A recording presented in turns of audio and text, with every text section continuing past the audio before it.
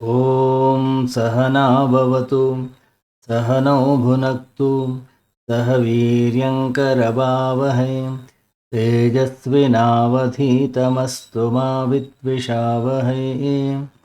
ಓಂ ಶಾಂತಿ ಶಾಂತಿ ಶಾಂತಿ.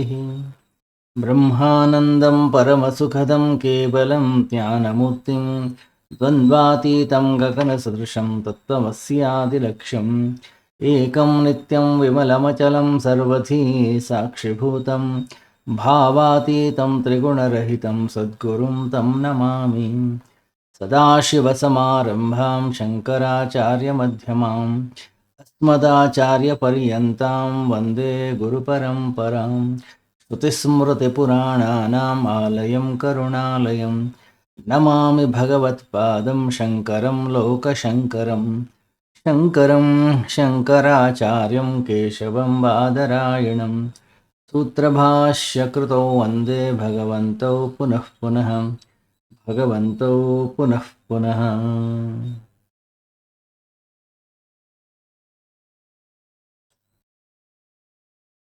ನಿತ್ಯ ಜೀವನದಲ್ಲಿ ಅಧ್ಯಾತ್ಮ ಅಂತಕ್ಕಂಥ ಒಂದು ಪ್ರವಚನ ಮಾಲಿಕೆಯನ್ನು ನಾವು ಇವತ್ತಿಂದ ಆರಂಭ ಮಾಡ್ತಾ ಇದ್ದೀವಿ.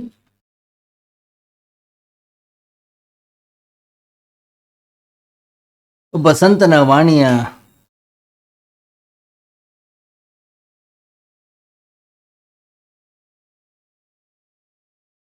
ಧ್ಯೇಯ ವಾಕ್ಯ ಹೇಗಿದೆ ಅಂತಂದ್ರೆ,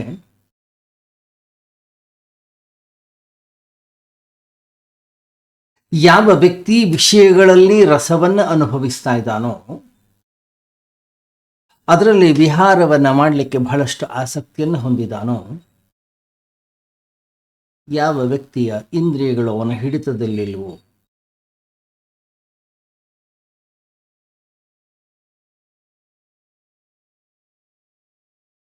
ಶರೀರಕ್ಕೆ, ಇಂದ್ರಿಯಗಳಿಗೆ, ಮನಸ್ಸು ಬುದ್ಧಿಗಳಿಗೆ ಎಷ್ಟು ಆಹಾರದ ಅವಶ್ಯಕತೆ ಇದೆ, ಅಷ್ಟು ಆಹಾರದ ಅವಶ್ಯಕತೆಯ ಅರಿವು ಅವನಿಗೆ ಇಲ್ಲವೋ,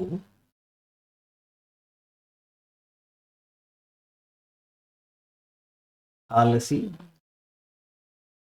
ಅನುದ್ಯಮಿ, ಇಂತಹ ಪುರುಷನನ್ನ ಕಾಮ ಅಥವಾ ಮಾರ ಅಥವಾ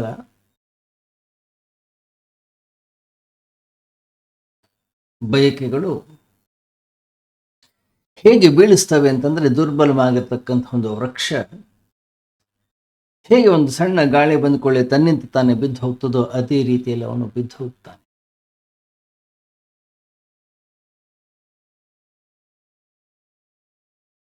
ಯಾವ ವ್ಯಕ್ತಿ ವಿಷಯ ಸುಖಗಳಲ್ಲಿ ರಸವನ್ನ ನೋಡ್ತಾ ಇರ್ತಾನೋ, ಆ ವ್ಯಕ್ತಿ ನಿರಂತರವಾಗಿ ದುಃಖದಲ್ಲಿಯೇ ಇರ್ತಾನೆ.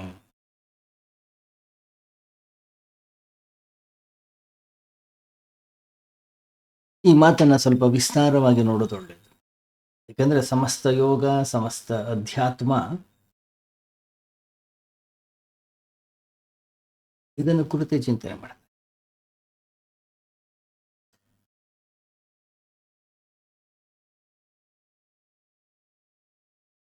ನಿಜವಾಗಿಯೂ ಕೂಡ ರಸ ಅನ್ನೋದು ವಿಷಯಗಳಲ್ಲಿದೆಯೋ, ಅಥವಾ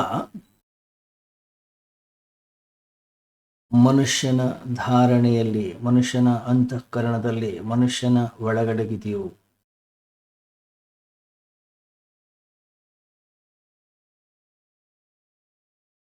ಸಮರ್ಥ ರಾಮದಾಸರು ಯಾವಾಗಲೂ ಕೂಡ ಒಂದು ದೃಷ್ಟಾಂತವನ್ನ ಕೊಡೋರು.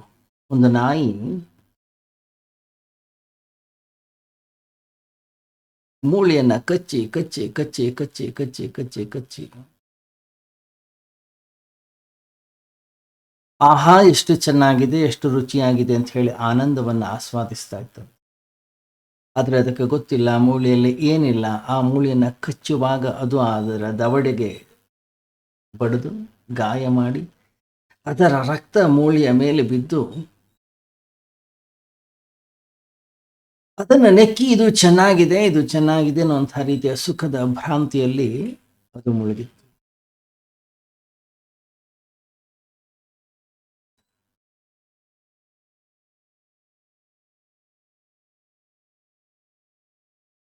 ನಾಯಿಗೆ ಹೇಳೋರು ಯಾರು? ರುಚಿ ಆ ಮೂಳೆಯಲ್ಲಿಲ್ಲ, ಅದು ಬಂದಿರೋದು ನಿನ್ನ ವಸಡಿನ ರಕ್ತದಿಂದ.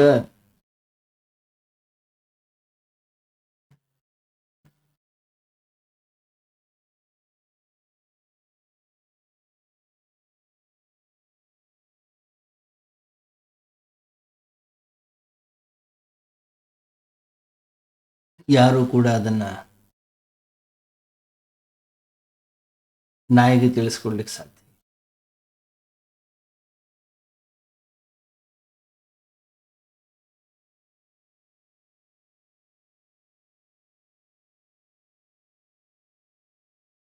ನಾಯಿ ಏನ್ ತಿಳ್ಕೊಂಡಿದೆ ಅದೇ ಸತ್ಯ ಅಷ್ಟೇ, ಅದು ಬಿಟ್ಟು ಬೇರೆ ಏನಿಲ್ಲ.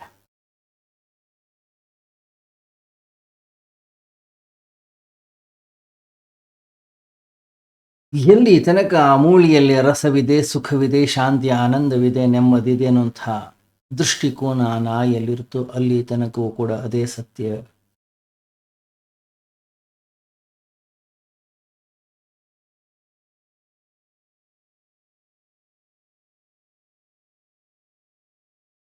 ವಿಷಯ ವಸ್ತುಗಳಲ್ಲೇ ಆಗಲಿ, ಹೊರಗಡೆ ಜಗತ್ನಲ್ಲಾಗಲಿ, ಅಥವಾ ಯಾವುದೇ ವ್ಯಕ್ತಿಯಲ್ಲಾಗಲಿ ಸುಖ ಅನ್ನುವಂಥದ್ದಿಲ್ಲ.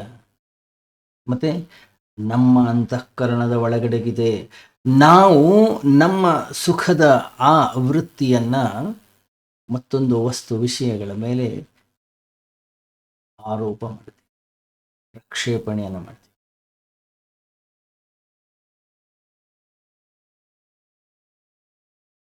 ಎರಡನೇ ಮಹಾಯುದ್ಧದ ಸಂದರ್ಭ.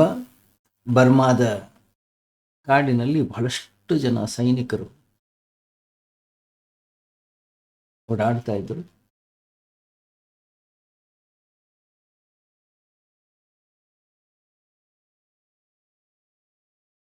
ಎಷ್ಟೋ ತಿಂಗಳುಗಳ ಕಾಲ ಅಲ್ಲಿನ ಆ ಯುವಕ ಸೈನಿಕರು ಸ್ತ್ರೀಯ ಮುಖವನ್ನು ಕೂಡ ನೋಡಿರಲಿಲ್ಲ.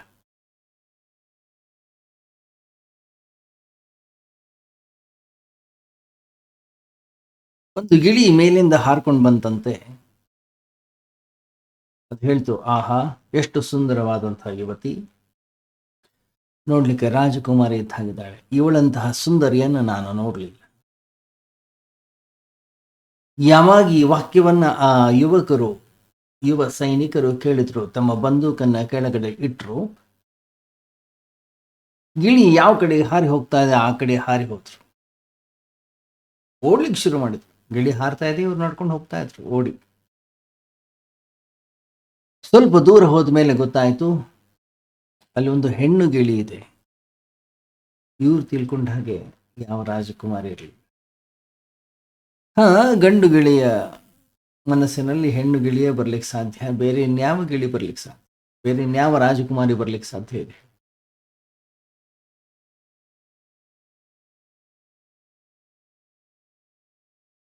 ಸೈನಿಕರು ಹಣೆ ಹಣೆ ಚಚ್ಕೊಂಡು ಬಂತ, ಅಯ್ಯೋ, ಈ ಗಿಳಿಯ ಮಾತನ್ನು ಕೇಳ್ಕೊಂಡು ಬಂದ್ವಲ್ಲ ನಾವು, ಸರಿ ಇದೆಯಾ?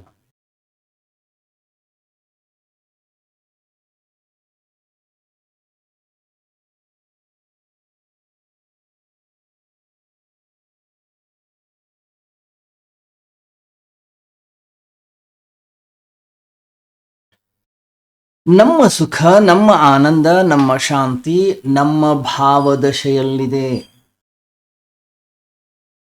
ವಸ್ತುಗಳಲ್ಲ, ವಿಷಯಗಳಲ್ಲ.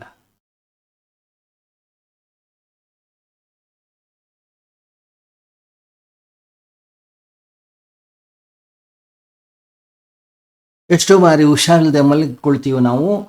ಮಲಗಿ ಎದ್ದ ಮೇಲೆ ಆಹಾರ ನಮಗೆ ಸ್ವಾದಿಷ್ಟ ಅನಿಸೋದಿಲ್ಲ. ಏಕೆಂದ್ರೆ ಆಹಾರದಲ್ಲಿರ್ತಕ್ಕಂತಹ ಆ ಸ್ವಾದವನ್ನ ಆನಂದಿಸ್ತಕ್ಕಂತಹ ಕ್ಷಮತೆ ನಮ್ಮ ಶರೀರದಲ್ಲಿ ಇರೋದಿಲ್ಲ. ಸ್ವಾದ ಎಲ್ಲಿದೆ? ಸ್ವಾದ ಇರೋದು ನಮ್ಮ ನಾಲಿಗೆ ಮೇಲೆ, ನಮ್ಮ ನಾಲಿಗೆಯಲ್ಲಿ. ಯಾವಾಗ ನಾವು ಆರೋಗ್ಯಕರವಾಗಿರ್ತೀವಿ ಆವಾಗ ನಮಗೆ ಸ್ವಾದ ಅನ್ನೋದು ಸಿಗುತ್ತೆ, ರುಚಿ ಅನ್ನೋದು ಸಿಗುತ್ತೆ. ಯಾವಾಗ ನಾವು ಆರೋಗ್ಯವಾಗಿರಲಿಲ್ಲ, ಅಸ್ವಸ್ಥರಾಗಿರ್ತೀವಿ, ಸ್ವಾದ ಅನ್ನೋದು ಇಲ್ಲವಾಗುತ್ತೆ. ಜೀವನದ ರಸ ಅನ್ನುವಂಥದ್ದು ಏನಿದೆ ವಸ್ತುಗಳಲ್ಲಿ ಅಥವಾ ವಿಷಯಗಳಲ್ಲಿ ಖಂಡಿತವಾಗಿ ಕೂಡ ಮತ್ತೆ ಎಲ್ಲಿದೆ? ಸ್ವಯಂ ನಮ್ಮಲ್ಲಿದೆ, ನನ್ನ ಒಳಗಡೆಗಿದೆ. ಎಲ್ಲಿ ತನಕ ನನ್ನ ದೃಷ್ಟಿಕೋನ ವಿಷಯಗಳ ಕಡೆಗಿದೆಯೋ, ವಸ್ತುಗಳ ಕಡೆಗಿದೆಯೋ, ವ್ಯಕ್ತಿಗಳ ಕಡೆಗಿದೆಯೋ,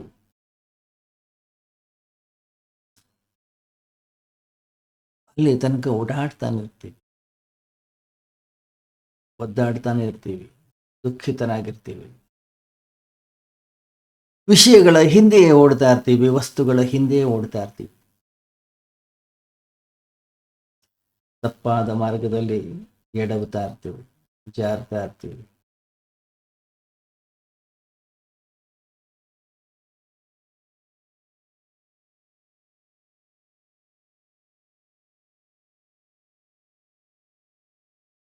ಯಾವಾಗ ನಾನು ಹುಡುಕ್ತಾ ಇರ್ತಕ್ಕಂಥ ಸುಖ, ನಾನು ಹುಡುಕ್ತಾ ಇರ್ತಕ್ಕಂಥ ಸಂತೋಷ, ನಾನು ಹುಡುಕ್ತಾ ಇರ್ತಕ್ಕಂಥ ನೆಮ್ಮದಿ, ಒಂದು ಪ್ರಶಾಂತತೆ ಅನ್ನೋದು ಏನಿದೆ ಅದು ನನ್ನಲ್ಲಿದೆ, ಅದು ವಸ್ತುಗಳಲ್ಲಿಲ್ಲ ಅನ್ನುವಂಥ ಸ್ಪಷ್ಟತೆ ಎಲ್ಲಿ ತನಕ ನನ್ನ ಅಂತಃಕರಣದ ಒಳಗಡೆ ಉದಯವಾಗೋದಿಲ್ವೋ ಅಲ್ಲಿ ತನಕ ಓಡಾಡ್ತಾನೆ ಇರ್ತೀವಿ ನಾವು. ನಾನೇ ನನ್ನ ಈ ಸುಖವನ್ನ ವಸ್ತುಗಳಲ್ಲಿ, ವಿಷಯಗಳಲ್ಲಿ ಅಥವಾ ವ್ಯಕ್ತಿಗಳ ಮೇಲೆ ಪ್ರಕ್ಷೇಪಣವನ್ನ ಮಾಡಿದೆ, ನಾನೇ ಆರೋಪಿಸಿದ್ದೇನೆ. ಯಾವಾಗ ಈ ಸ್ಪಷ್ಟತೆ ನನ್ನ ಅಂತಃಕರಣದ ಒಳಗಡೆಗೆ ಉಂಟಾಗ್ತದೋ ಆವಾಗ ವ್ಯಕ್ತಿಯ ಜೀವನದಲ್ಲಿ ಒಂದು ಕ್ರಾಂತಿ ಅನ್ನುವಂಥದ್ದು ಉಂಟಾಗ್ತದೆ. ಕ್ರಾಂತಿ ಅನ್ನುವಂಥದ್ದು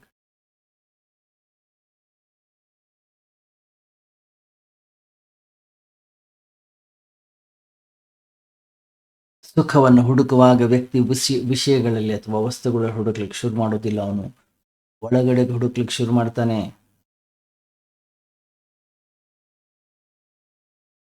ಯಾವಾಗ ಈ ಸ್ಪಷ್ಟತೆ ವ್ಯಕ್ತಿಯ ಅಂತಃಕರಣದಲ್ಲಿ ಉದಯವಾಯಿತೋ, ಹೊರಗಡೆಯ ವಸ್ತುಗಳು, ಹೊರಗಡೆಯ ವಿಷಯಗಳೆಲ್ಲವೂ ಕೂಡ ವ್ಯರ್ಥವಾಗಿ ಬಿಡುತ್ತವೆ, ಮತ್ತೆ ಅವನು ಆಚೆ ಹೋಗುವುದಿಲ್ಲ.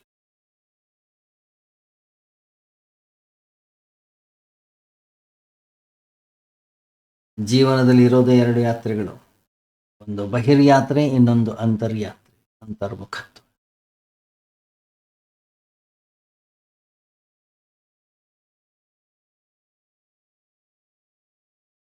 ಹೊರಗಡೆಯ ವಸ್ತುಗಳಲ್ಲಿ, ಹೊರಗಡೆಯ ವಿಷಯಗಳಲ್ಲಿ ಯಾವ ರಸವೂ ಇಲ್ಲ, ಯಾವ ಸುಖವೂ ಕೂಡ ಇಲ್ಲ. ಮತ್ತೆ ನಾವೇ ಹಾಕೋದು ಅವುಗಳಲ್ಲಿ ಸುಖವನ್ನು.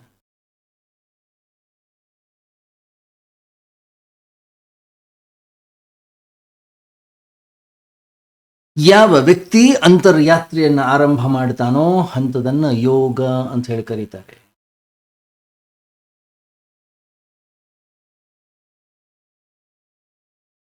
ಗಮನಿಸಿ, ಎಲ್ಲಿ ತನಕ ನನ್ನ ಅಂತಃಕರಣದಲ್ಲಿ ಸುಖ ಹೊರಗಡೆಗಿದೆ, ವಸ್ತುಗಳಲ್ಲಿದೆ, ವಿಷಯಗಳಲ್ಲಿದೆ, ವ್ಯಕ್ತಿಯಲ್ಲಿದೆ ಅನ್ನುವಂತಹ ಭ್ರಾಂತಿ ಇರುತ್ತೋ, ಅಲ್ಲಿ ತನಕ ನನ್ನ ಅಂತಃಕರಣ, ನನ್ನ ಇಂದ್ರಿಯಗಳು ಚಂಚಲವಾಗಿರ್ತವೆ, ಅಸ್ಥಿರವಾಗಿರ್ತವೆ, ಕಂಪಿಸ್ತಾ ಇರ್ತವೆ.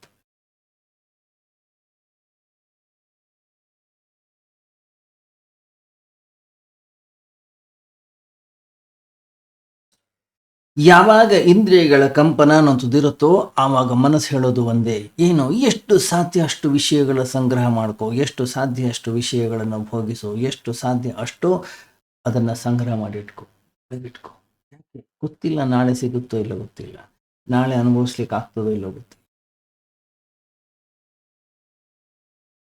ಯಾಕೆಂದ್ರೆ ಮೃತ್ಯು ಅನ್ನೋದು ಹತ್ರ ಹತ್ರ ಬರ್ತಾ ಇದೆ, ಸಮಯ ಸಿಗುತ್ತೋ ಇಲ್ಲೋ ಗೊತ್ತಿಲ್ಲ, ಏನು ನೋಡ್ಲಿಕ್ಕೆ ಸಾಧ್ಯ ಇದೆ, ಏನು ಕೇಳಲಿಕ್ಕೆ ಸಾಧ್ಯ ಇದೆ, ಏನು ಮುಟ್ಲಿಕ್ಕೆ ಸಾಧ್ಯ ಇದೆ, ಏನು ಅನುಭವಿಸ್ಲಿಕ್ಕೆ ಸಾಧ್ಯ ಇದೆ, ಬೇಗ ಅನುಭವಿಸ್ಬೇಕು.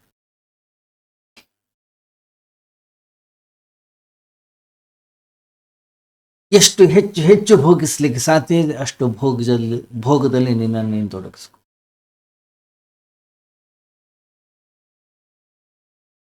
ಅದಕ್ಕೆ ನೋಡಿ, ಹೊರಗಡೆ ಜಗತ್ತಿನಲ್ಲಿ ನಾವು ನೋಡಿ ನೋಡಿ ಕಣ್ಣು ಆಯಾಸಗೊಳ್ತದೆ, ಕೇಳಿ ಕೇಳಿ ಕಿವಿ ಆಯಾಸಗೊಳ್ತದೆ, ನಾಲಿಗೆ ಆಯಾಸಗೊಳ್ಳುತ್ತೆ.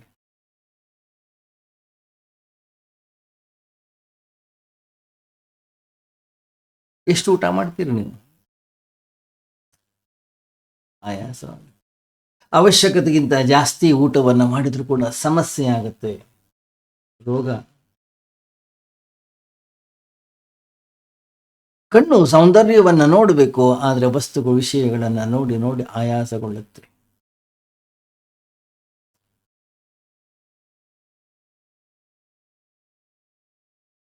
ಹೆಚ್ಚು ಹೆಚ್ಚು ಗಳಿಸಬೇಕು, ಹೆಚ್ಚು ಹೆಚ್ಚು ಸಂಗ್ರಹವನ್ನ ಮಾಡಬೇಕು ಅನ್ನುವಂತಹ ದೃಷ್ಟಿಕೋನದಿಂದ ಹೊರಗಡೆ ಜಗತ್ತಿನಲ್ಲಿ ಓಡ್ತಾನೆ ವ್ಯಕ್ತಿ. ವಸ್ತುಗಳ ಸಂಗ್ರಹವಾಗುತ್ತೆ, ವಿಷಯಗಳ ಸಂಗ್ರಹವಾಗುತ್ತೆ, ಹಣದ ಸಂಗ್ರಹವಾಗುತ್ತೆ.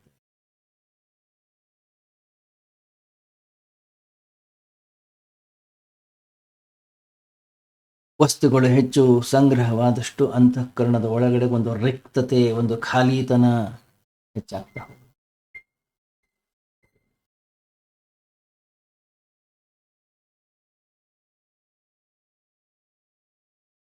ಸಾಯುವ ಕೊನೆಯ ಕ್ಷಣದ ತನಕವೂ ಕೂಡ ಕೇವಲ ಭೋಗ.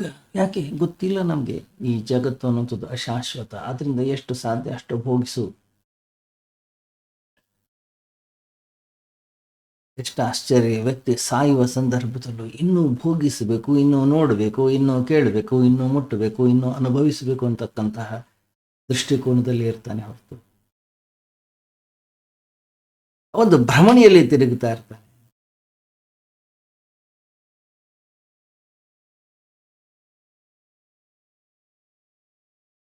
ಆದ್ರಿಂದ ವ್ಯಕ್ತಿ ದುಃಖಿತನಾಗಿದ್ದಾನೆ, ಆದ್ರಿಂದ ವ್ಯಕ್ತಿ ಅಳ್ತಾ ಇದ್ದಾನೆ, ಆದ್ರಿಂದ ವ್ಯಕ್ತಿ ಗೋಳಾಡ್ತಾ ಇದ್ದಾನೆ. ಏನು ದುಃಖ ಅಂತಂದ್ರೆ, ಎಲ್ಲಿ ಸುಖವಿಲ್ಲ, ಎಲ್ಲಿ ರಸವಿಲ್ಲ, ಎಲ್ಲಿ ಆನಂದವಿಲ್ಲ, ಅಲ್ಲಿ ಸುಖವನ್ನು ಹುಡುಕುವಿಕೆ. ಆವಾಗೇನು ಅಂತಃಕರಣದಲ್ಲಿ ಅನುಭವ ಆಗ್ತದೆ, ಘಟಿಸ್ತದೆ, ಅದಕ್ಕೆ ಹೆಸರು ದುಃಖ.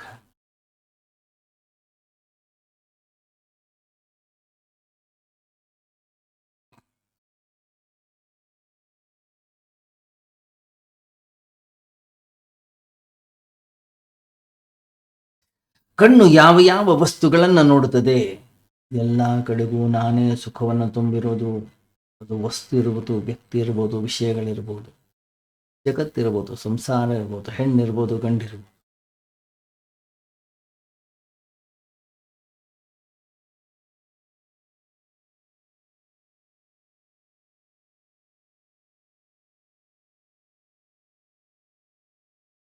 ಯಾವಾಗ ವ್ಯಕ್ತಿ ತನ್ನೊಳಗಡೆಗೆ ತಾನು ಮುಳುಗುತ್ತಾನೋ, ತನ್ನೊಳಗಡೆಗೆ ತಾನು ಅನ್ವೇಷಣೆಯನ್ನು ಶುರು ಮಾಡ್ತಾನೋ, ಅವನಿಗೆ ನಿಜವಾದ ಸುಖದ ಅನುಭವ. ಯಾವಾಗ ವ್ಯಕ್ತಿ ಅಂತರ್ಮುಖಿಯಾಗ್ತಾನೋ ಆವಾಗ ವ್ಯಕ್ತಿಯಲ್ಲಿ ಒಂದು ಸಂಯಮ, ಒಂದು ತಾಳ್ಮೆ, ಒಂದು ಸ್ಥಿರತೆ ಇಂದ್ರಿಯಗಳಲ್ಲಿ.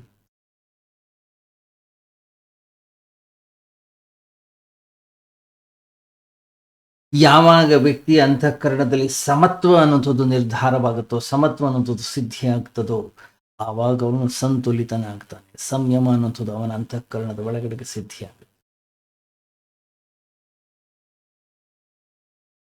ಹಾಗಾದರೆ ಸಮ್ಯಕ್ ದೃಷ್ಟಿಕೋನ ಅಂತಂದ್ರೆ ಏನು ಹೇಳಿ? ಏನು ಗೋಚರವಾಗ್ತಾ ಇದೆ, ಏನು ಅನುಭವಕ್ಕೆ ಬರ್ತಾ ಇದೆ, ಅದು ಸತ್ಯವಲ್ಲ. ಏನು ಹೊರಗಡೆಗೆ ಸುಖ ಇದೆ ಅನ್ನುವಂಥ ಭ್ರಾಂತಿ ಉಂಟಾಗ್ತಾ ಇದೆ, ಅದು ಸತ್ಯವಲ್ಲ.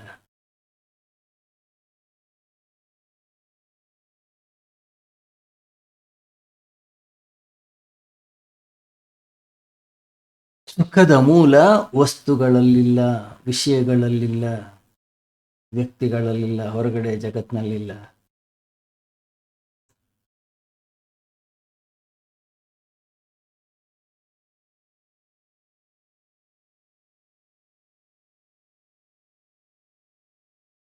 ನೋಡಿ ಎಷ್ಟು ಸುಂದರವಂತ ಒಂದು ವಾಕ್ಯ.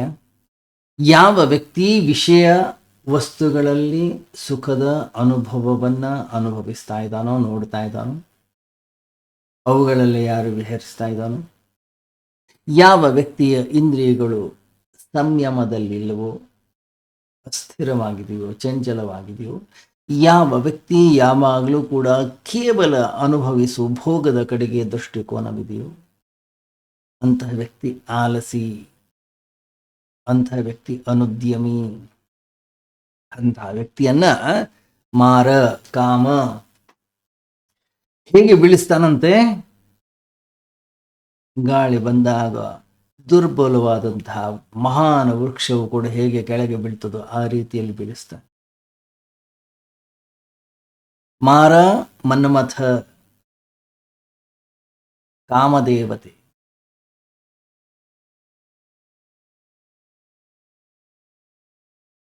ರಾಮ ಶಬ್ದದ ಉಲ್ಟಾ ಶಬ್ದ ಮಾರ. ಮಾರ ಹೊರಗಡೆ ಹೋಗ್ತಕ್ಕಂಥದ್ದು, ರಾಮ ಅಂದ್ರೆ ಒಳಗಡೆ ಬರುವಂಥದ್ದು. ಭಾಗವತದಲ್ಲೂ ಕೂಡ ಬಹಳ ಸುಂದರವಾದ ಒಂದು ಉಲ್ಲೇಖವಿದೆ. ರಾಧಾ ಧಾರ. ಧಾರ ಅಂತಂದ್ರೆ ಹೊರಗೆ ಹೋಗುವಂಥದ್ದು, ನೀರು ಮೇಲಿಂದ ಕೆಳಗಡೆ ಹರಿದು ಹೋಗ್ತದಲ್ಲ, ಅದನ್ನ ಧಾರ ಅಂತ ಕರಿತೀವಿ. ರಾಧಾ ಅಂತಂದ್ರೆ ಆ ಕೆಳಗಡೆ ಹರಿಯತಕ್ಕಂತಹ ನೀರು ಉನ್ಮುಖವಾಗಿ ಹರಿಯುವಂಥದ್ದು, ಮೇಲ್ಮುಖವಾಗಿ ಹರಿಯುವ.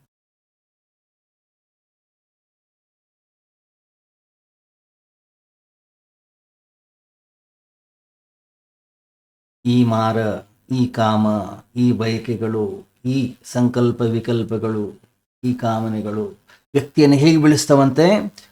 ದುರ್ಬಲವಾದಂತಹ ಒಂದು ವೃಕ್ಷವನ್ನ ಹೇಗೆ ಗಾಳಿ ಬುಡ ಸಮೇತ ಕೆಳಗಡೆ ಬಿಡಿಸೋದು ಆ ರೀತಿ.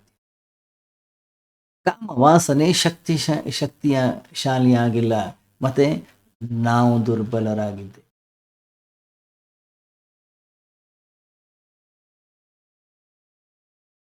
ನಾವು ಈ ಜಗತ್ತಿನಲ್ಲಿ ಸೋಲುತ್ತಾ ಇದ್ದೀವಿ, ನಾವು ಈ ಜಗತ್ತಿನಲ್ಲಿ ಬೀಳ್ತಾ ಇದ್ದೀವಿ, ನಾವು ಈ ಜಗತ್ತಿನಲ್ಲಿ ಒದ್ದಾಡ್ತಾ ಇದ್ದೀವಿ. ಹೊರಗಡೆ ವಿಷಯ ವಸ್ತುಗಳು ಬಹಳ ಪ್ರಬಲವಾಗಿವೆ, ಅಲ್ಲ, ನಾವು ದುರ್ಬಲವಾಗಿದೆ.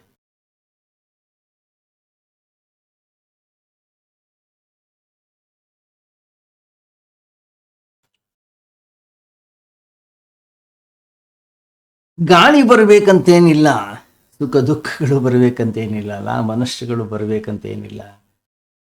ಸ್ವಲ್ಪ ದಿವಸ ಹಾಗೆ ಇದ್ರೆ ಅದೇ ವೃಕ್ಷ ಹಾಗೆ ಬಿದ್ದು ಹೋಗುತ್ತೆ. ನಾವು ಕೂಡ ಹಾಗೆ.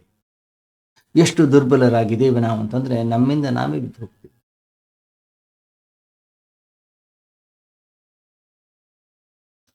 ನಮ್ಮ ಮಿತ್ರೊಬ್ಬರು ಡಾಕ್ಟ್ರು ಯಾವಾಗಲೂ ಕೂಡ ಹೇಳೋರು, ಸ್ವಾಮೀಜಿ, ವಯಸ್ಸಾದ್ಮೇಲೆ ವ್ಯಕ್ತಿ ಬಿದ್ದರೆ ಮೂಳೆ ಮುರಿದು ಹೋಗುತ್ತೆ. ನಾವಂತೀವಿ ಬಿದ್ದು ಮೂಳೆ ಮುರಿಯಿತು ಅಂತ. ಇಲ್ಲ, ಮೂಳೆ ಮುರಿದು ಬೀಳ್ತಾನೆ.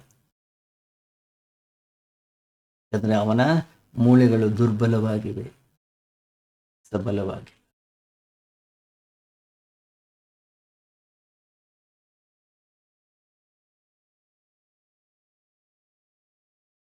ಇಡೀ ಜೀವನದುದ್ದಕ್ಕೂ ಕೂಡ ನಾವು ಹೊರಗಡೆ ಜಗತ್ತಿನಲ್ಲಿ ಯಾತ್ರೆಯನ್ನು ಮಾಡ್ತಾನೇ ಇದ್ದೀವಿ, ವಸ್ತುಗಳ ಹಿಂದೆ ಹೋಗ್ತಾನೇ ಇದ್ದೀವಿ, ವಿಷಯಗಳ ಸಂಗ್ರಹವನ್ನು ಮಾಡ್ತಾನೇ ಇದ್ದೀವಿ. ನಮ್ಮ ಕೈಯಲ್ಲಿ ಅಸಫಲತೆ ಬಿಟ್ಟು ಬೇರೆ ಏನೂ ಇಲ್ಲ.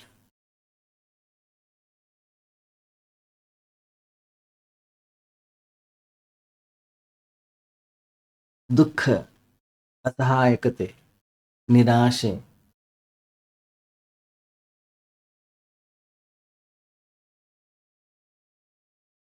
ಈ ವಸ್ತುಗಳಿಂದ ಸುಖ ಸಿಗುತ್ತೆ, ಈ ವ್ಯಕ್ತಿಯಿಂದ ಸುಖ ಸಿಗುತ್ತೆ, ಹೆಣ್ಣಿನಿಂದ ಅಥವಾ ಗಂಡಿನಿಂದ, ವಿಷಯಗಳ ಭೋಗಗಳಿಂದ.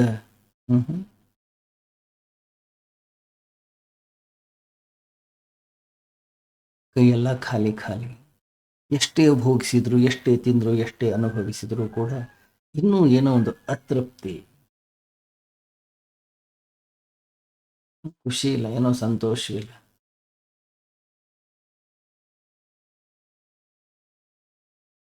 ಯಾವಾಗ ಹೇಳಿ ವ್ಯಕ್ತಿ ಆಲಸಿ ಆಗ್ತಾನೆ? ಯಾವಾಗ ವ್ಯಕ್ತಿಯ ಅಂತಃಕರಣದಲ್ಲಿ ಶಿಸ್ತಿಲ್ಲ, ಯಾವಾಗ ವ್ಯಕ್ತಿಯ ಅಂತಃಕರಣದಲ್ಲಿ ಪರಿಶ್ರಮವಿಲ್ಲ.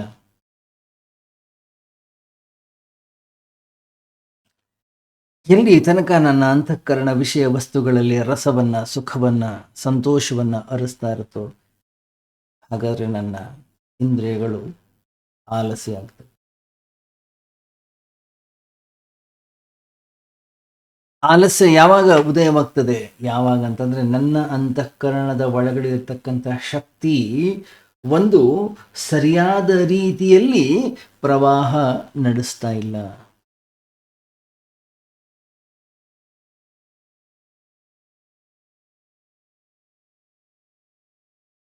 ನನ್ನ ಅಂತಃಕರಣದ ಒಳಗಡೆಗೆ ಮಹಾಭಾರತ ಯುದ್ಧ ನಡೀತಾ ಇದೆ, ನನ್ನ ಅಂತಃಕರಣದ ಒಳಗಡೆಗೆ ಚಂಚಲತೆ ಇದೆ, ನನ್ನ ಅಂತಃಕರಣದ ಒಳಗಡೆಗೆ ನಾನಾ ತರದ ಸಮಸ್ಯೆಗಳಿವೆ, ಘರ್ಷಣೆ ನಡೀತಾ ಇದೆ. ಪ್ರತಿಯೊಬ್ಬ ವ್ಯಕ್ತಿಯೂ ಕೂಡ ತನ್ನ ಅಂತಃಕರಣದ ಒಳಗಡೆಗೆ ಒಂದು ಗಹನ ತರವಾದಂತಹ ಮಹಾಯುದ್ಧದಲ್ಲಿ ತೊಡಗಿದ್ದಾನೆ.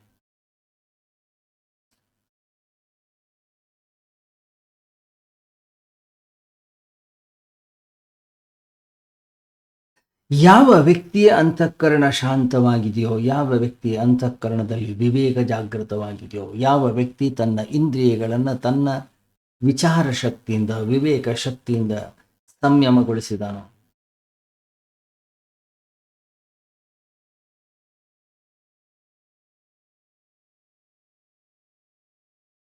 ಯಾವ ವ್ಯಕ್ತಿಯ ಅಂತಃಕರಣದ ಒಳಗಡೆ ಶಕ್ತಿ ಒಂದು ಸಂಗೀತದ ಹಾಗೆ ಪ್ರವಹಿಸ್ತಾ ಇದೆಯೋ,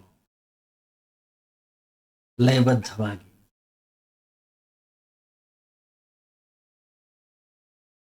ವ್ಯಕ್ತಿ ನಗನಗ್ತಾ ಇರ್ತಾನೆ, ವ್ಯಕ್ತಿ ಸಂತೋಷವಾಗಿರ್ತಾನೆ, ವ್ಯಕ್ತಿ ಪ್ರಫುಲ್ಲಿತನಾಗಿರ್ತಾನೆ.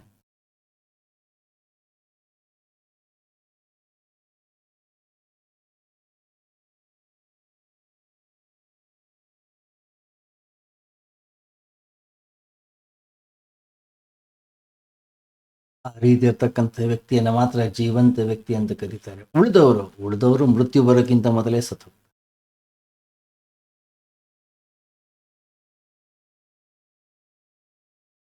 ನಮ್ಮ ಅವಿವೇಕ ನಮ್ಮನ್ನ ಮೊದಲೇ ಕೊಂದು ಹಾಕುತ್ತೆ, ಮೃತ್ಯು ಆಮೇಲೆ ಬರುತ್ತೆ.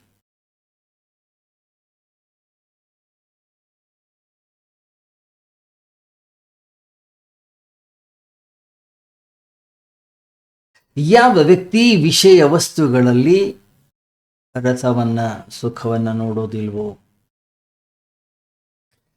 ಯಾವ ವ್ಯಕ್ತಿಯ ಇಂದ್ರಿಯಗಳು ಸಂಯಮದಲ್ಲಿದೆಯೋ, ಅವನ ಹಿಡಿತದಲ್ಲಿದೆಯೋ, ಎಷ್ಟು ಆಹಾರದ ಅವಶ್ಯಕತೆ ಇದೆ, ಎಷ್ಟು ತಿನ್ನಬೇಕು, ಎಷ್ಟು ನೋಡಬೇಕು, ಎಷ್ಟು ಕೇಳಬೇಕು, ಯುಕ್ತಾಹಾರ ವಿಹಾರಸ್ಯ ಯುಕ್ತ ಚೇಷ್ಟಸ್ಯ ಕರ್ಮಸು ಯುಕ್ತ ಸ್ವಪ್ನಾವಬೋಧಸ್ಯ ಯೋಗೋ ಭವತಿ ದುಃಖ. ಭಗವದ್ಗೀತೆ 6ನೇ ಅಧ್ಯಾಯದಲ್ಲಿ ಪರಮಾತ್ಮ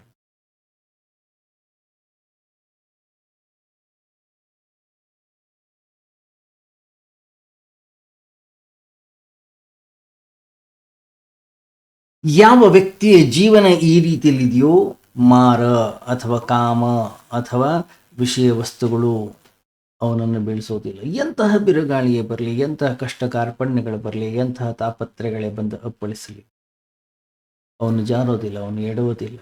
ಮತ್ತೆ ಹೇಗಿರ್ತಾನೆ? ಹಿಮಾಲಯ ಅನ್ನೋಂಥದ್ದು ಹೇಗಿರುತ್ತೋ ಹಾಗೆ ಹಿಮಾಲಯದ ಮೇಲೂ ಕೂಡ ಬಹಳಷ್ಟು ಮಳೆ ಬರುತ್ತೆ, ಗಾಳಿ ಬೀಸುತ್ತೆ.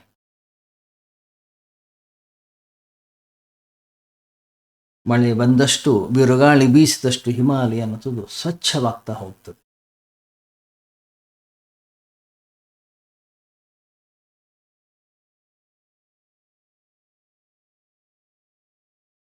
ಅದೇ ರೀತಿಯಲ್ಲಿ ಯಾವ ವ್ಯಕ್ತಿ ಅಂತಃಕರಣದಲ್ಲಿ ಒಂದು ಲಯಬದ್ಧತೆ ಇದೆ, ಒಂದು ವಿವೇಕವಿದೆ,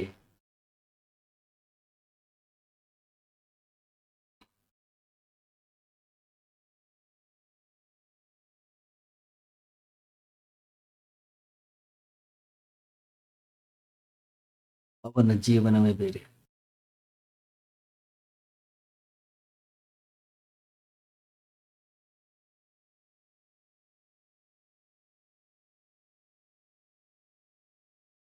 ಒಮ್ಮೆ ಈ ತತ್ವವನ್ನು ನಾವು ಸ್ಪಷ್ಟವಾಗಿ ಅರಿತೆವು,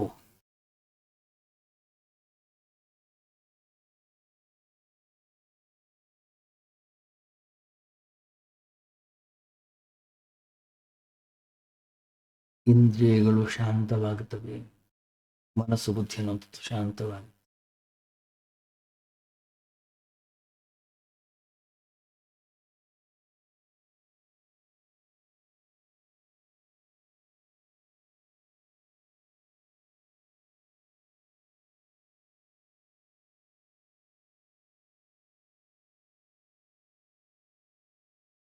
ನಮ್ಮಲ್ಲಿ ನಾವು ಸ್ಥಿರವಾಗ್ತಕ್ಕಂತಹ ಮನಸ್ಸನ್ನು ಅಲ್ಲಿ ಸ್ಥಿರಗೊಳಿಸ್ತಕ್ಕಂಥ ಯಾವುದೇ ಕೆಲಸವನ್ನ ಮಾಡಿಲ್ಲ. ಯಾವುದೋ ಒಂದು ಹುಡುಗಿ ಹೋಗ್ತಾಳೆ ಅಥವಾ ಯಾವುದೋ ಒಬ್ಬ ಹುಡುಗ ಹೋಗ್ತಾನೆ, ಆಗಲಿ ನಮ್ಮ ಮನಸ್ಸು ಅದರಿಂದ ಹೋಗಿ ಆಯ್ತು.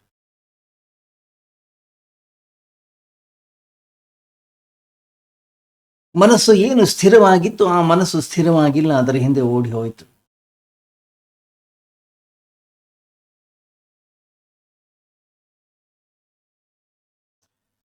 ಒಂದು ಬಿರುಗಾಳಿ ಬಂತು, ಆಗ್ಲೇ ಬಿದ್ದಾಯ್ತು. ಒಂದು ಗಾಳಿ ಬೀಸ್ತು, ಬಿದ್ದಾಯ್ತು. ಒಂದು ಮಳೆ ಬಂತು, ಆಗ್ಲೇ ಬಿದ್ದಾಯ್ತು. ಒಂದು ವಸ್ತು ಬಂತು, ಒಂದು ವ್ಯಕ್ತಿ ಬಂದ, ಅಥವಾ ಹುಡುಗ ಹೋದ್ಲು, ಹುಡುಗಿ ಹೋದ್ಲು, ಹಣ ಬಂತು, ಅಧಿಕಾರ ಬಂತು, ಯಾವುದೋ ತಿನ್ನತಕ್ಕಂಥ ಭೋಗಿಸ್ತಕ್ಕಂಥ ವಿಷಯ ವಸ್ತುಗಳು ಕಂಡು ನಮ್ಮ ಮನಸ್ಸು ಸ್ಥಿರವಾಗಿಲ್ಲ, ಆ ವಸ್ತುವಿನ ಹಿಂದೆ ಓಡಿ ಹೋಗ್ತದೆ. ಯಾವಾಗ ಆ ರೀತಿಯ ಒಂದೊಂದು ವಸ್ತು ವ್ಯಕ್ತಿಯ ಹಿಂದೆಯೂ ಕೂಡ ನನ್ನ ಮನಸ್ಸು ಓಡುತ್ತದೋ, ಹಾಗಾದರೆ ನನ್ನ ಜೀವನದ ದುಃಖವಲ್ಲದೆ ಇನ್ನೇನು?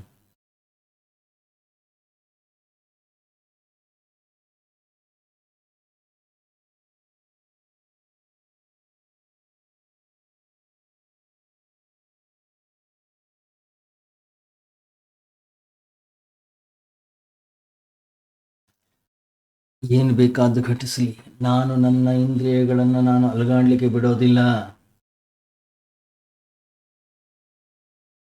ಆ ರೀತಿಯಲ್ಲಿ ಯಾವ ವ್ಯಕ್ತಿ ಸ್ಥಿರವಾಗಿರ್ತಾನೋ, ಗಮನಿಸಿ, ಬಿರುಗಾಳಿ ಬಂತು, ಹೋಯ್ತು,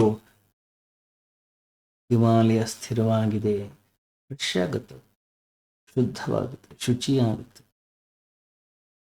ಅದೇ ರೀತಿಯಲ್ಲೂ ಜೀವನದಲ್ಲಿಯೂ ಕೂಡ ಅಷ್ಟೇ, ಒಂದೊಂದು ಸಮಸ್ಯೆಗಳು ಬಂದಾಗ, ಒಂದೊಂದು ಕಾಮನೆಗಳು, ಒಂದೊಂದು ವಿಷಯ ವಸ್ತುಗಳು ಬಂದಾಗಲೂ ಕೂಡ ಅಂತಃಕರಣದ ಒಳಗಡೆ ಕೂತ್ಕೊಂಡು ನೋಡಬೇಕಾಗಿದೆ, ನನ್ನ ಮನಸ್ಸು ಸ್ಥಿರವಾಗಿದೆಯಾ, ಸಂಕಲ್ಪ ವಿಫಲಗಳಿಂದ ಕೂಡಿಕೊಂಡಿಲ್ವಾ, ಅಥವಾ ವಸ್ತುಗಳ ಹಿಂದೆ ಓಡ್ತಾ ಇದೆ. ನನ್ನ ಮನಸ್ಸು ಸ್ಥಿರವಾಗಿದೆಯೋ, ಹಾಗಾದರೆ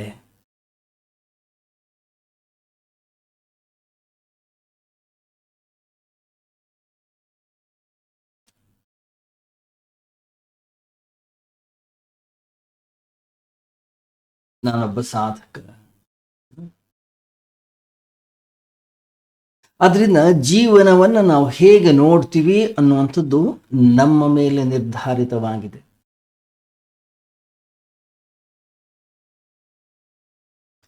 ಒಂದು ವೇಳೆ ನನ್ನ ದೃಷ್ಟಿಕೋನವೇ ತಪ್ಪಾಗಿದೆ ಅಂತಂದ್ರೆ ಜೀವನದಲ್ಲಿ ಏನೇ ಘಟಿಸಲಿ ಅದು ತಪ್ಪಾಗಿ ಕಾಣಿಸುತ್ತೆ.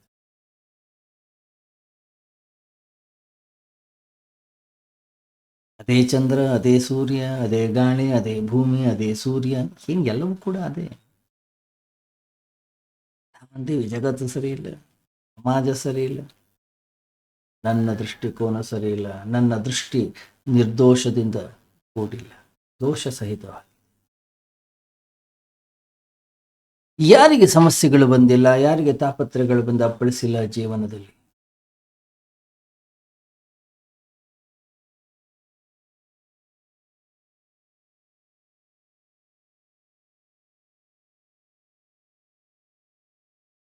ಕಬೀರ ತನ್ನ ಒಂದು ಸುಂದರವಂತಹ ಒಂದು ಮಾತನ್ನು ಹೇಳ್ತಾನೆ ತನ್ನ ಉಪದೇಶದಲ್ಲಿ. ಭಗವಂತ ಈ ಶರೀರವನ್ನು ಕೊಟ್ಟಿದ್ದಾನಂತೆ, ಇದೊಂದು ಚಾದರ್, ಒಂದು ಬೆಡ್ಶೀಟ್. ವಾಪಸ್ ಹೋಗುವಾಗ ಇದನ್ನು ಹೇಗೆ ಕೊಡಬೇಕು? ಇದನ್ನು ಹೊಲಸು ಮಾಡೋದಲ್ಲ, ಇದನ್ನು ಗಲೀಜು ಮಾಡೋದಲ್ಲ, ಇದನ್ನು ಹರಿದು ಹಾಕೋದಲ್ಲ.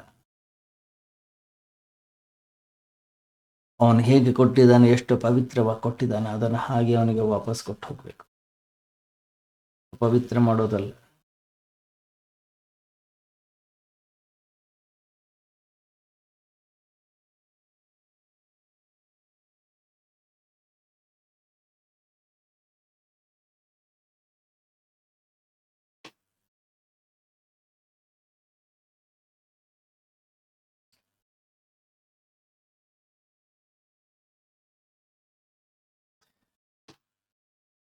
ಒಬ್ಬ ಸಂತ ಯಾವಾಗಲೂ ಕೂಡ ಒಂದು ದೃಷ್ಟಾಂತವನ್ನು ಹೇಳೋನು.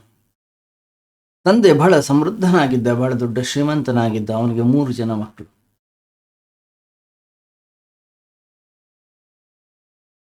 ಸಾಮಾನ್ಯವಾಗಿ ಯಾರಿಗೆ ಒಡೆತನವನ್ನು, ಯಜಮಾನಿಕೆಯನ್ನು ಕೊಡೋದು ವಿಚಾರ ಬಂದಾಗ ಹಿರಿಯ ಮಗನಿಗೆ ಭಾವನೆ.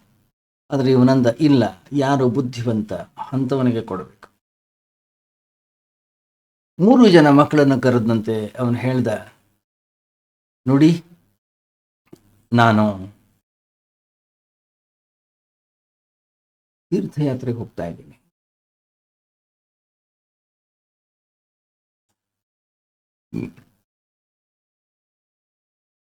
ಬರ್ಲಿಕ್ಕೆ 2-3 ವರ್ಷಗಳಾಗ್ತದೆ. ಅದರಿಂದ ದಯವಿಟ್ಟು ನಾನು ಹೇಳಿದ್ದೇನೆ ಕೇಳಿ. ಎಲ್ಲರಿಗೂ ಒಂದಷ್ಟು ಮುಷ್ಟಿ, ಒಂದು ಹಿಡಿ, ಏನು, ಒಂದು ಬೊಗಸೆ ಬೀಜವನ್ನು ತಂದಂತೆ, ಬಹಳ ವಿಶೇಷವಾಗಿರ್ತಕ್ಕಂಥ ಬೀಜಗಳು. ಈ ಬೀಜಗಳು ಸಿಗೋದಿಲ್ಲ ಎಲ್ಲೂ ಕೂಡ. ಬಹಳ ವಿಶೇಷ. ನಾನು ಬರೋ ತನಕ ಇದನ್ನು ಜೋಪಾನವಾಗಿ ಕಾಪಾಡಬೇಕು. ನಾನು ಬಂದ ಕೂಡಲೇ, ಕೇಳಿದ ಕೂಡಲೇ ನಂಗೆ ಇದನ್ನು ಕೊಡಬೇಕು. 3 ಜನರಿಗೂ ಕೊಟ್ಟು ಹೋಗ್ಬಿಟ್ಟೆ.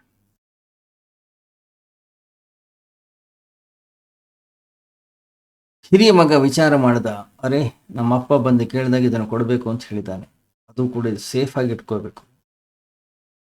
ಹೇಗಿಡೋದು ಇದನ್ನ? ವಿಚಾರ ಮಾಡಿದವನು.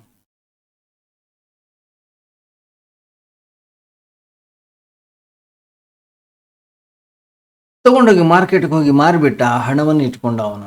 ಯಾವಾಗ ನನ್ನ ತಂದೆ ವಾಪಸ್ ಮತ್ತೆ ಬರ್ತಾನೆ ಆವಾಗ ಮಾರ್ಕೆಟ್ಗೆ ಹೋಗಿ ಮತ್ತೆ ಬೀಜಗಳನ್ನು ತಂದು ಕೊಟ್ಟರು ಸಾಕು ಅಂತ ಹೇಳಿ, ಹಣ ಆದರೆ ಇಟ್ಕೊಳ್ಳಿಕ್ಕೆ ಸುಲಭ, ಇದು ಕಷ್ಟ ಅಂತ ಹೇಳಿ ಹೋಗಿ ಮಾರಿಬಿಟ್ಟ. ವಿಶೇಷವಾಗಿರ್ತಕ್ಕಂಥ ಬೀಜಗಳು, ಹೂವಿನ ಬೀಜಗಳಾಗಿದ್ದವು. ಎಷ್ಟು ಹಣ ಬಂತು. 2ನೇ ಮಗ ಅಂದ, ನಮ್ಮಪ್ಪ ಬಂದು ಕೇಳ್ತೀನಿ ಅಂತ ಹೇಳ್ತಿದ್ದಾನೆ, ಅದರಿಂದ ಇದನ್ನು ಆದಷ್ಟು ಸೇಫ್ ಆಗಿಡೋದು ಒಳ್ಳೇದು ಅಂತ ಹೇಳಿ ದೊಡ್ಡ ಸೇಫ್ ಬೀರು ಇತ್ತು ಅವನ ಹತ್ರ. ಬೀರು ಒಳಗಡೆ ಇಟ್ಟು ಬೀಗ ಹಾಕಿ. 3ನೇ ಮಗ ಆ ಬೀಜಗಳನ್ನು ನೋಡ್ದ. ಹೇಯ್, ಏನ್ ಮಾಡೋದು ಇದನ್ನು? ಅವನ ಮನೆ ಹಿಂದ್ಗಡೆಗೆ ಬಹಳಷ್ಟು ಹಿತ್ತಲದಲ್ಲಿ ಜಾಗ ಇತ್ತು.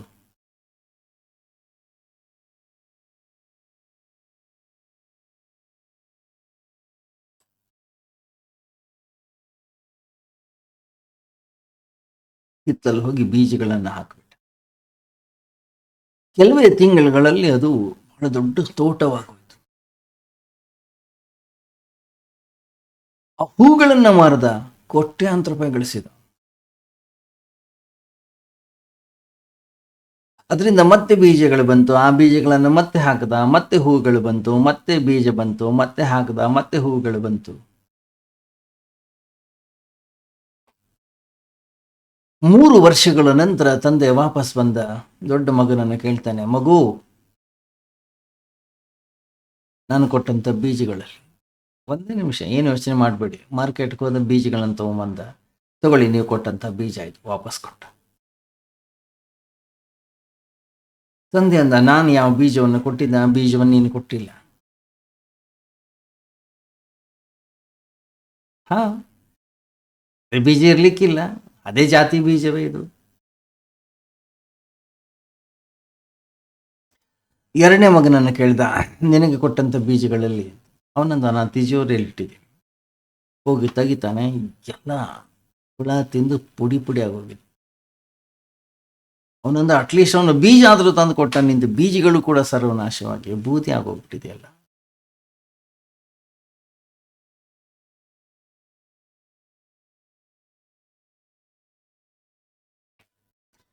ಮೂರನೆಯ ಮಗನ ಬಳಿ ಹೋದ. ಅವನಂದ, ಅಪ್ಪ, ನೀನು ಎಷ್ಟು ಬೀಜ ಕೊಟ್ಟಿದ್ದೆ ಅಷ್ಟು ಬೀಜ ಇಲ್ಲ ಇವಾಗ ನನ್ನ ಹತ್ರ, ಆದರೆ ಬಾ, ನಿಂಗೆ ತೋರಿಸ್ತೀನಿ.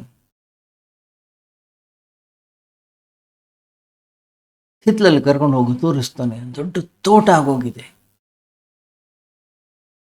ಅಂತ ಪರಿಮಳ. ಹೊರಗಡೆ ಹೋದ್ರೆ, ಹಿಂದೆ ಹೋದ್ರೆ,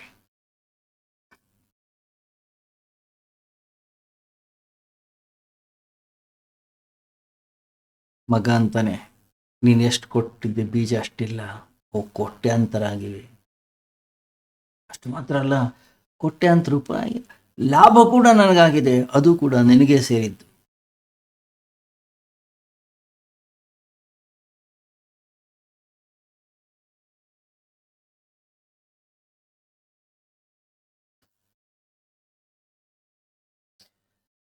ಯಾಕೆಂದರೆ ಈ ಬೀಜ ಪ್ರತಿ ಕ್ಷಣವೂ ಕೂಡ ವಿಕಾಸಮಾನವಾಗುವಂಥದ್ದು.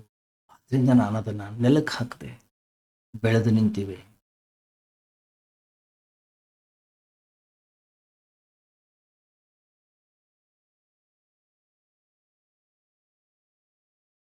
ರೀತಿಯಲ್ಲಿ ವಿಕಾಸವಾಗಬೇಕು. ಅದೇ ರೀತಿಯಲ್ಲಿ ಭಗವಂತ ನಮಗೇನು ಈ ಶರೀರವನ್ನು ಕೊಟ್ಟಿದ್ದಾನೆ, ನಮ್ಮ ಇಂದ್ರಿಯಗಳನ್ನು ಏನು ಕೊಟ್ಟಿದ್ದಾನೆ, ಪ್ರತಿ ಕ್ಷಣವೂ ಕೂಡ ವಿಕಾಸಮಾನವಾಗಬೇಕು, ವಿಕಾಸದ ಕಡೆ ಹೋಗಬೇಕು. ವಿಕಾಸವಾಗ್ತಾ ಆಗ್ತಾ ಆಗ್ತಾ ಆಗ್ತಾ ಹೋದರೆ ಈ ಶರೀರ, ಇಂದ್ರಿಯ, ಮನಸ್ಸು, ಬುದ್ಧಿಗಳು ಅಷ್ಟೇ ಶುದ್ಧವಾಗಿರ್ತವೆ. ಬೇರೆ ವಿಷಯಗಳ ಕಡೆಗೆ ಹೋದರೆ, ವಸ್ತುಗಳ ಕಡೆಗೆ ಹೋದರೆ ಹೊಲಸಾಗ್ತಾ ಹೋಗುತ್ತೆ.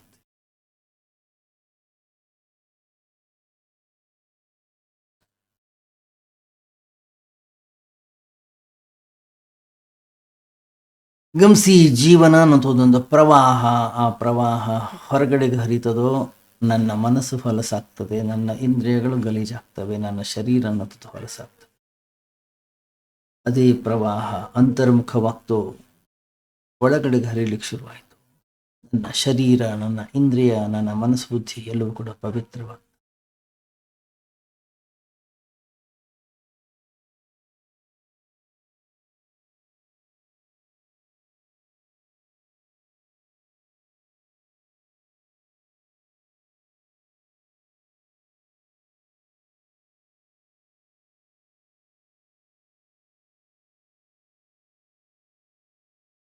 ಈ ಕ್ಷಣವೂ ಕೂಡ ಈ ಜಗತ್ತಿನಲ್ಲಿ ಏನಾದರೂ ಒಂದು ನಡೀತಾನೆ ಇದೆ. ನಾವಂತೀವಿ ಮಲ್ಕೊಂಡಾಗ ನಾವು ರೆಸ್ಟ್ ಮಾಡ್ತಾ ಇದ್ದೀವಿ. ಇಲ್ಲ, ಶರೀರದಲ್ಲಿ ಪ್ರತಿ ಕ್ಷಣವೂ ಕೂಡ ರಕ್ತ ಅನ್ನೋಂಥದ್ದು ಪ್ರವಹಿಸ್ತಾನೆ ಇದೆ, ರಕ್ತ ಶುದ್ಧಿ ಆಗ್ತಾನೆ ಇದೆ, ಹೃದಯ ಕಂಪಿಸ್ತಾನೆ ಇದೆ.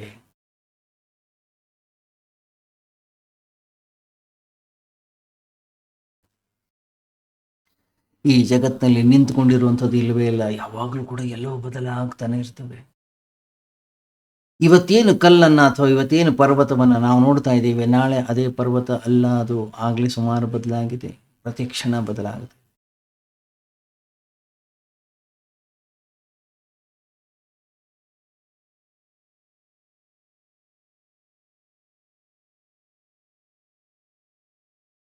ಬದಲಾವಣೆಯ ಜೀವನ. ಆದ್ದರಿಂದ ಆ ಇಂದ್ರಿಯಗಳನ್ನು, ಆ ಮನಸ್ಸು, ಬುದ್ಧಿಯನ್ನು ಪ್ರತಿ ಕ್ಷಣವೂ ಕೂಡ ಶುದ್ಧತೆಯ ಕಡೆಗೆ, ಅಂತರ್ಮುಖತ್ವದ ಕಡೆಗೆ ನಾವು ಗಮನವನ್ನು ಹರಿಸಬೇಕು.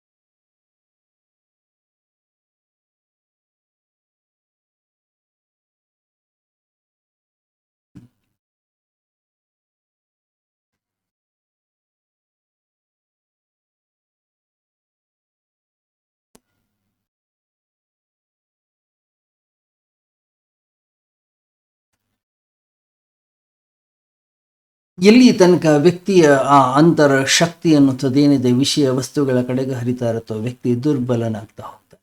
ಆವಾಗ ನಾವು ಏನು ಮಾಡಿದ್ರು ಅದು ಯಶಸ್ಸು ಆಗೋದಿಲ್ಲ.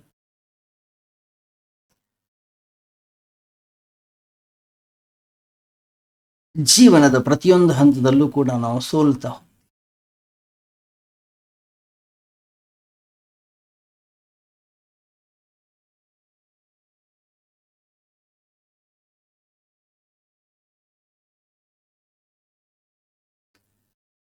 ನಾವು ಸೋಲ್ತಾ ಇರೋದು ನಮ್ಮದೇ ದುರ್ಬಲತೆಯಿಂದಾಗಿ. ಆದರೆ ನಾನು ಸೋತೆ ಈ ಹುಡುಗಿಯಿಂದ, ಈ ವಸ್ತುವಿನಿಂದ, ಈ ಹಣದಿಂದ, ಈ ಅಧಿಕಾರದಿಂದ, ಇದು ನನಗೆ ಸಿಗಲಿಲ್ಲ, ಇದು ನನಗಾಗಲಿಲ್ಲ. ವಸ್ತುಗಳ ಮೇಲೆ, ವಿಷಯಗಳ ಮೇಲೆ, ವ್ಯಕ್ತಿಗಳ ಮೇಲೆ ನಾವು ಆರೋಪವನ್ನು ಹೊರಿಸ್ತೀವಿ. ಅದರದ್ದು ಯಾವುದೂ ಕೂಡ ಸತ್ಯವಲ್ಲ. ಮತ್ತು ನಾವು ಈ ಜಗತ್ತಿನಲ್ಲಿ ಸೋಲ್ತಾ ಇರೋದು ನಮ್ಮ ದುರ್ಬಲತೆಯಿಂದ.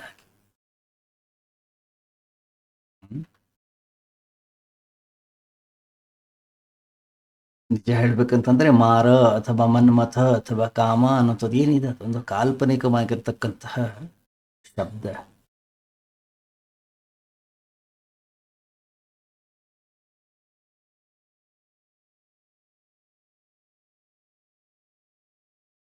ನಮ್ಮ ದುರ್ಬಲತೆಯ ಸಂಕೇತ, ನಮ್ಮ ದುರ್ಬಲತೆಯನ್ನು ನಾವು ಈ ರೀತಿಯ ಶಬ್ದಗಳ ಮೂಲಕ ಅಭಿವ್ಯಕ್ತಪಡಿಸ್ತೀವಿ.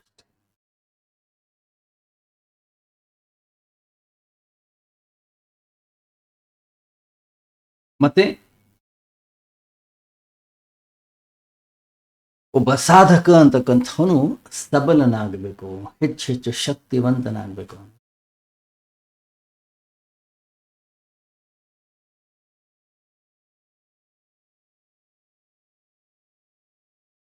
ಗಮನಿಸಿ, ನಾವು ರಸ್ತೆಯಲ್ಲಿ ಹೋಗ್ತಾ ಇರ್ತೀವಿ. ರಸ್ತೆಯಲ್ಲಿ ಹೋದಾಗ ದೊಡ್ಡ ದೊಡ್ಡ ಅಡ್ವರ್ಟೈಸ್ಮೆಂಟ್ ಬೋರ್ಡ್ಗಳಿರ್ತವೆ. ಅದು ಚಿನ್ನವೋ, ಅದು ಬೆಳ್ಳಿಯೋ, ಅದು ಬಟ್ಟೆಯೋ, ಅದು ಸ್ತ್ರೀಯೋ, ಅದು ಸುಗಂಧ ದ್ರವ್ಯವೋ, ಅಥವಾ ತಿಂತಕ್ಕಂಥ ವಸ್ತುಗಳು, ಏನು ಬೇಕಾದಷ್ಟು ಅಡ್ವರ್ಟೈಸ್ಮೆಂಟ್ಗಳು.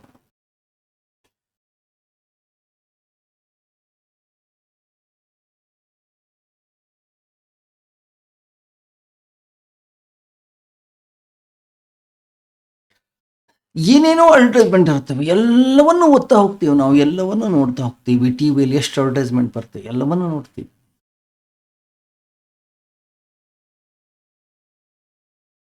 ಅದನ್ನೇ ಮತ್ತೆ ಮತ್ತೆ ಓದಿ, ಅದನ್ನೇ ಮತ್ತೆ ಮತ್ತೆ ಕೇಳಿ ಕೇಳಿ ಕೇಳಿ ಕೇಳಿ ನಮ್ಮ ಅಂತಃಕರಣದ ಒಳಗಡೆ ಒಂದು ರೀತಿಯ ಸಂಮೋಹನ ಅನ್ನೋದು ಉಂಟಾಗ್ತದೆ.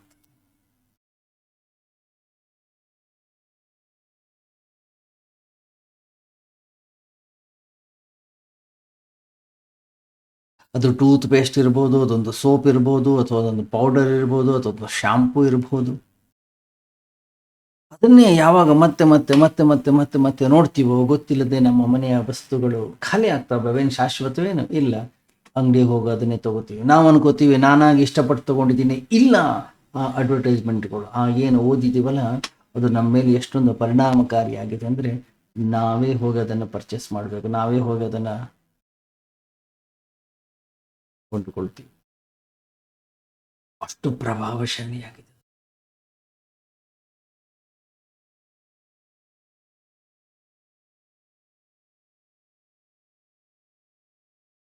ಬಹಳ ವರ್ಷಗಳ ಹಿಂದೆ ಅಮೆರಿಕದಲ್ಲಿ ಒಂದು ಪ್ರಯೋಗ ನಡೆದಿತ್ತು. ಏನೇ ವಸ್ತು ಮ್ಯಾನುಫ್ಯಾಕ್ಚರ್ ಆಗೋಕ್ಕಿಂತ ಮೊದಲು 1 ವರ್ಷ 2 ವರ್ಷಗಳ ಕಾಲ ಬರೀ ಅಡ್ವರ್ಟೈಸ್ಮೆಂಟ್ ಕೊಡೋದು.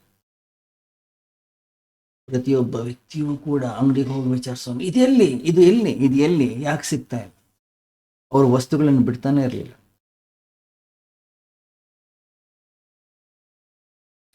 ಯಾಕೆ? ಮೊದಲು ಹಸಿವೆಯನ್ನ, ವ್ಯಕ್ತಿಯ ಅಂತಃಕರಣದಲ್ಲಿ ಕಾಮವನ್ನ ಜಾಗೃತಗೊಳಿಸಿ, ಆಮೇಲೆ ಪ್ರೊಡಕ್ಷನ್ ಶುರು ಮಾಡು.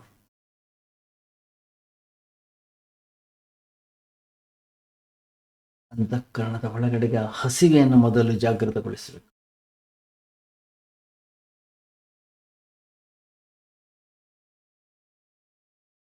ನೋಡಿ, ನೀವು ಆ ಟಿವಿನಲ್ಲಿ ಏನೇನೋ ಹೇಳ್ತಾ ಇರ್ತಾರೆ.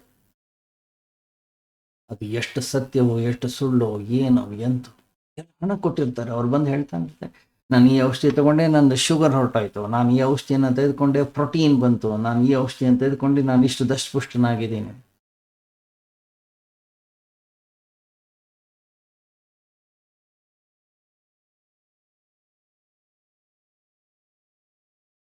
ಅದನ್ನೇ ನೋಡಿ ನೋಡಿ ನೋಡಿ ನೋಡಿ ನೋಡಿ ಎಷ್ಟು ಭ್ರಾಂತರಾಗ್ತೀವಿ ನಾವು ಅಂತಂದ್ರೆ ಹೋಗಿ ಆ ವಸ್ತುಗಳನ್ನೇ ಕೊಂಡುಕೊಳ್ತೀವಿ.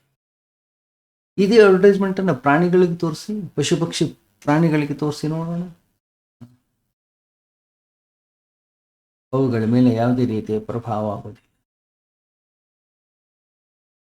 ಪೂಜ್ಯ ಸಿದ್ದೇಶ್ವರ ಸ್ವಾಮೀಜಿ ಬಹಳ ಸುಂದರವಾದ ಒಂದು ದೃಷ್ಟಾಂತವನ್ನು ಕೊಟ್ಟಿದ್ರು ಅವರು ಪ್ರವಚನದಲ್ಲಿ.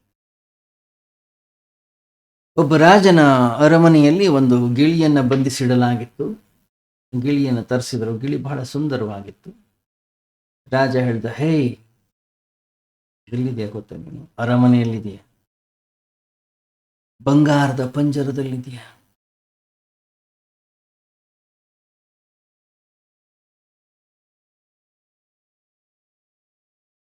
ನಿನಗೆ ಏನು ಬೇಕು ಹೇಳು, ಎಲ್ಲವೂ ಕೂಡ ನಿನಗೆ ಉಪಲಬ್ಧ ಇದೆ.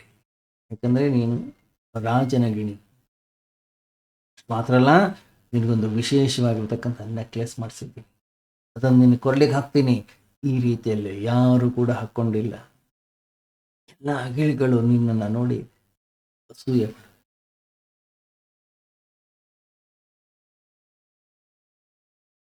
ಗಿಳಿ ಹೇಳ್ತಂತೆ, ರಾಜ ನನ್ನ ಒಂದು ಮಾತನ್ನ ಕೇಳ್ತೀಯ?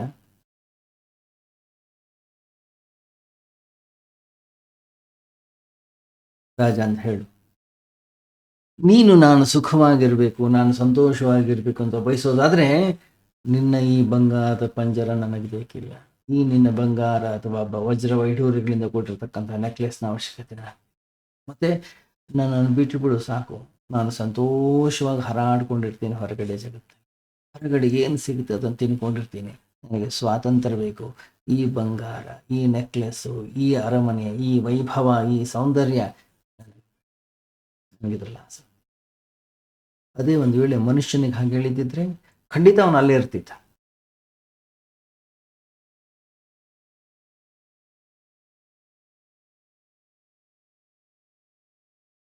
ಬಂಗಾರವನ್ನು ತೋರಿಸಿ, ಆಭರಣಗಳನ್ನು ತೋರಿಸಿ ಪಶು ಪಕ್ಷಿ ಪ್ರಾಣಿಗಳನ್ನ ಮೋಹಿತರನ್ನಾಗಿ ಮಾಡ್ಲಿಕ್ಕೆ ಸಾಧ್ಯ ಇಲ್ಲ. ಆದ್ರೆ ಮನುಷ್ಯನನ್ನ ಮಾಡ್ಲಿಕ್ಕೆ ಸಾಧ್ಯ. ಯಾಕೆ? ಈ ಜಗತ್ತಿನಲ್ಲಿ ಮೂಢ ಅಂತಕ್ಕಂಥವನು ಬೇರೆ ಯಾರಾದ್ರೂ ಇದ್ರೆ ಅದು ಮನುಷ್ಯ ಮಾತ್ರ, ಯಾವ ಪಶು ಪಕ್ಷಿ ಪ್ರಾಣಿಗಳು ಕೂಡ.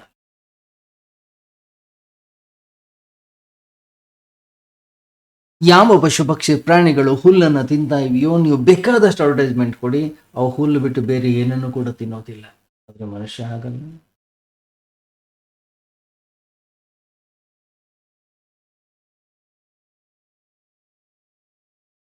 ವ್ಯಕ್ತಿ ತನ್ನ ಪ್ರಕೃತಿಯನ್ನ ಮರೆತು ಬಿಡ್ತಾನೆ.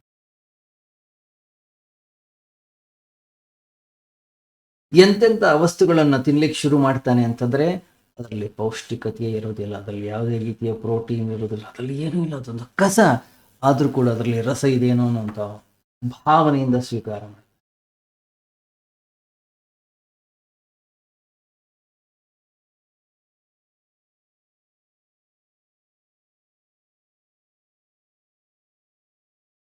ಯಾವಾಗ ಪೌಷ್ಟಿಕತೆಯಿಂದ ಕೂಡಿರ್ತಕ್ಕಂಥ ಆಹಾರವನ್ನು ತೆಗೆದುಕೊಳ್ತಾನೋ ವ್ಯಕ್ತಿ ಸಬಲನಾಗಬೇಕು. ಆದರೆ ಪ್ರತಿ ದಿವಸವೂ ಕೂಡ ವ್ಯಕ್ತಿ ದುರ್ಬಲನಾಗ್ತವೆ.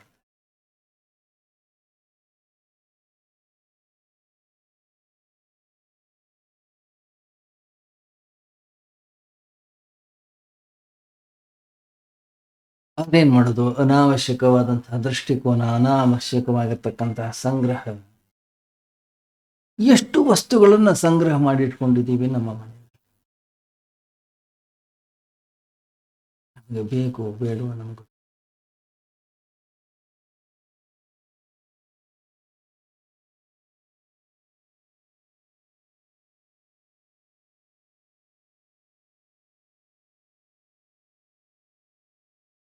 ವಸ್ತುಗಳ ಹಿಂದೆ, ವಿಷಯಗಳ ಹಿಂದೆ ಅವುಗಳನ್ನ ಪಡೆಯುವ ಈ ಪ್ರಕ್ರಿಯೆಯಲ್ಲಿ ನಿದ್ದೆಗೆಟ್ಟಿದ್ದೀವಿ, ಆರೋಗ್ಯವನ್ನು ಹಾಳು ಮಾಡಿ.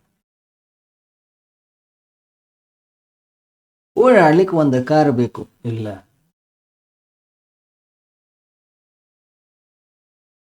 4 ಕಾರ್.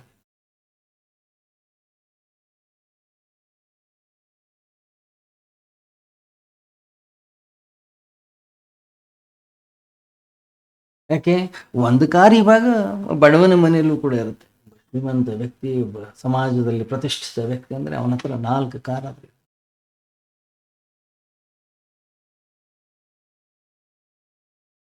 ಒಂದು ಮನೆ ಊರಲ್ಲಿ ಇರಬೇಕು, ಒಂದು ಮನೆ ಬೆಟ್ಟದ ಮೇಲೆ ಇರಬೇಕು, ಒಂದು ಮನೆ ಬೀಚ್ ಹತ್ರ ಇರಬೇಕು, ಇನ್ನೊಂದು ಮನೆ ಊರಲ್ಲಿ ಇರಬೇಕು.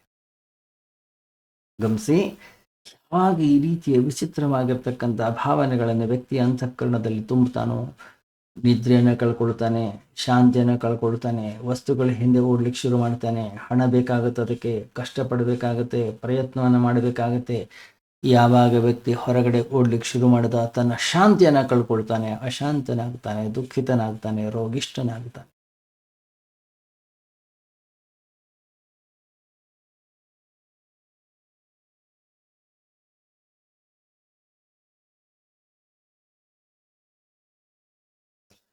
ನೋಡ್ಬೇಕು ನೀವು, ದೇವರಿಗಾಗಿ ನಮ್ಮ ಮನೆಯಲ್ಲಿ ಅತ್ಯಂತ ಸಣ್ಣ ಜಾಗವನ್ನು ಇಟ್ಟಿರ್ತೀವಿ. ಮನೆಯಲ್ಲಿ ದೊಡ್ಡ ದೊಡ್ಡ ಅಲಮಾರಿಗಳಿವೆ, ಶೂಗಳನ್ನು ಇಡ್ಲಿಕ್ಕೆ. ಎಷ್ಟು ಬೇಕು ನಮಗೆ, ಎಷ್ಟು ಹಾಕ್ಕೊಳ್ತೀವಿ, ಎಷ್ಟು ಚಪ್ಪಲಿಗಳ ಅವಶ್ಯಕತೆ ನಮಗಿದೆ.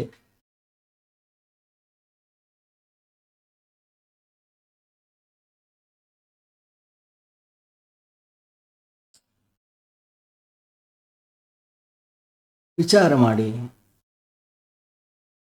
ಜೀವನದ 90% ಅನಾವಶ್ಯಕವಾಗಿರ್ತಕ್ಕಂಥ ವಸ್ತುಗಳ ಸಂಗ್ರಹಣೆಯಲ್ಲಿ ನಮ್ಮ ಜೀವನವನ್ನು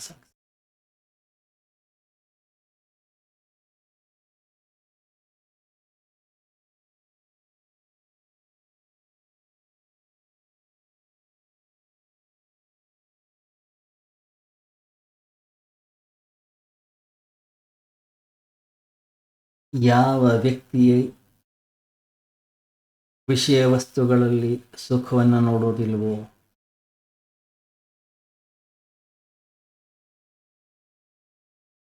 ಯಾವ ವ್ಯಕ್ತಿಯ ಇಂದ್ರಿಯಗಳು ಸಂಯಮದಿಂದ ಕೂಡ್ಕೊಂಡಿದೆಯೋ,